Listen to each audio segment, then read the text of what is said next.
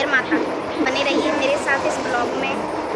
चलो शुरू करते हैं आज का ब्लॉग। गाइस, जैसा कि पिछले ब्लॉग में मैंने आपको बताया है कि अब हम जा रहे हैं शारदा माँ के दर्शन के लिए। रेलवे स्टेशन से शारदा माँ का मंदिर लगभग 6 किलोमीटर दूर है और ऑटो 20 रुपये प्रति पर्सन के हिसाब से आपको वहाँ तक पहुँचा देंगे। लेकिन उन्होंने हमें लगभग 2 किलोमीटर पहले ही उतार दिया था।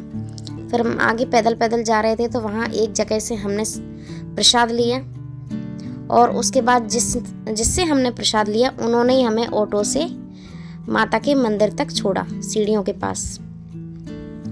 और उसके बाद वहाँ जूते चप्पल रखने के लिए बहुत सारे छोटे छोटे बॉक्सेस बने हुए हैं। वहाँ आप जूते चप्पल रख सकते हैं। कई लोग जहाँ से प्रसाद लेते हैं वहीं रख देते हैं, लेकिन कई बार हम प्रसाद काफ़ी दूर से ले लेते हैं, फिर वहाँ से जूते चप्पल रखना, फिर वहाँ से ऐसे बिना चप्पल के जाना, थोड़ा चलना मुश्किल होता है। लेकिन माता की सीढ़ियों के पास ही छोटे छोटे बॉक्सेस बने हैं, वहाँ हमने अपने जूते चप्पल रख दिए। उसके बाद अब हमने चढ़ाई शुरू कर दी है। कुछ दूरी पर थकने के बाद हम बैठ गए। यहाँ जगह जगह बैठने के लिए स्थान बनाए हुए हैं और इसी तरह उठते बैठते हमने मैयर माँ की सीढ़ियों की चढ़ाई जारी रखी। और माता रानी के भवन पे, और ये पास में ही इसका पैदल रास्ता है जिस पे वैन जाती है।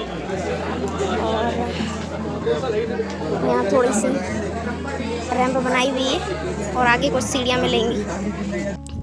गाइस, कुछ समय के लिए दोपहर को 1 बजे माता रानी के पट बंद हो जाते हैं और वहाँ मंदिर परिसर में ज़्यादा भीड़ ना हो इसलिए वो सीढ़ियों पर ही लोगों को रोक देते हैं। इसलिए लगभग 200-250 सीढ़ियों तक बहुत रास्ता ब्लॉक था और बहुत ज़्यादा भीड़ थी। हमने लगभग दोपहर के 12 बजे से चढ़ाई शुरू करी थी और यहाँ तक आते आते लगभग 3 बज चुके हैं। अब माता के मंदिर में बहुत अधिक भीड़ थी। जब हम माता के मंदिर पहुँचे उस दिन गुप्त नवरात्रि के 7वीं तिथि थी, तो शायद उस वजह से यहाँ ज़्यादा भीड़ थी। हम तो पहली बार आए थे तो हमें पता नहीं। तो जो लोग आ चुके हैं वो प्लीज़ बताइएगा कि यहाँ ऐसी ही भीड़ रहती है क्या हमेशा। तो इसी भीड़ के बीच हमने दर्शन करे। वैसे अंदर मोबाइल ले जाने की कोई मना नहीं थी, लेकिन मुझे डर लग रहा था क्योंकि अगर वहाँ किसी ने मोबाइल छीन लिया या फिर मोबाइल नीचे भी गिर गया तो मैं उसे उठा नहीं सकती थी, इतनी ज़्यादा भीड़ थी। तो कैसे भी करके हमने माता रानी के दर्शन करे और दर्शन बहुत अच्छे से हो गए और मन को बहुत संतुष्टि मिली। क्योंकि जब हम कहीं की यात्रा का प्लान बनाते हैं तो उसके बारे में मैं तो काफ़ी सोचती हूँ, काफ़ी मेरी प्लानिंग होती है। और यहाँ आसपास छोटे छोटे और भी मंदिर बने हुए हैं। क्योंकि अंदर कोई भी प्रसाद नहीं चढ़ाता है तो बाहर हम लोग प्रसाद चढ़ा सकते हैं उन छोटे छोटे मंदिरों पर या फिर माता रानी के भवन में पीछे की तरफ। तो हमने तो यहाँ पीछे की तरफ ही चढ़ाया था, जहाँ पीछे पीछे बहुत सिंदूर दिखाई दे रहा है उधर ही।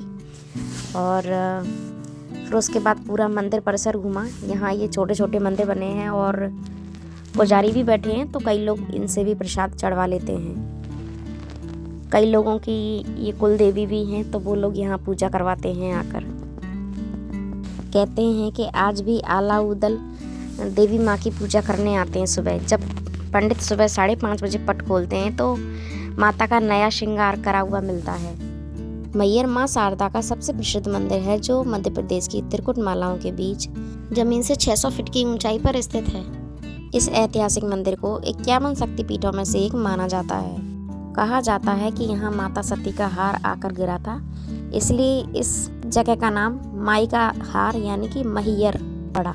जो भक्तगण मैहर माता आना चाहते हैं वे अगर ट्रेन से आना चाहें तो नज़दीकी रेलवे स्टेशन मैहर में ही है। वहाँ से माता की भवन की दूरी 6 किलोमीटर है।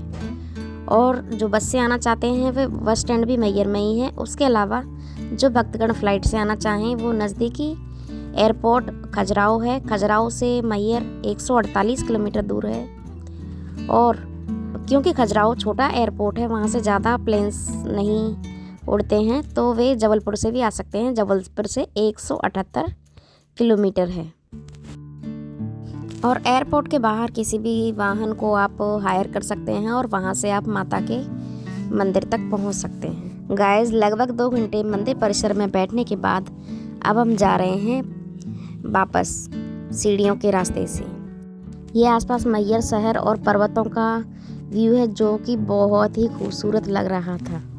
क्योंकि सर्दियों का समय है तो आसपास काफ़ी धुंध छाई हुई थी, तो इसलिए भी ये पर्वत बहुत सुंदर नज़र आ रहे थे। वापस आने का पीछे का रास्ता अलग है और वो कुछ दूरी पर चलने के बाद आगे की तरफ आने जाने वाले रास्ते से कनेक्ट हो जाता है और इस तरह हमारी यात्रा पूरी हुई। तो फ्रेंड्स, आपको ये ब्लॉग कैसा लगा प्लीज़ ज़रूर कमेंट करें। और हाँ, हमें तो यहाँ आकर बहुत अच्छा लगा और आप कब आ रहे हैं ज़रूर बताएं। और अगर आ चुके हैं तो वो भी कमेंट करें। और उसके कुछ टाइम बाद हमने मैहर का मार्केट घूमा और यहाँ का मार्केट ब्लॉग भी नेक्स्ट ब्लॉग में आने वाला है। तो इसी तरह और मज़ेदार ब्लॉग्स को देखने के लिए मेरे चैनल को लाइक करें, शेयर करें, सब्सक्राइब करें। Thank you and bye bye.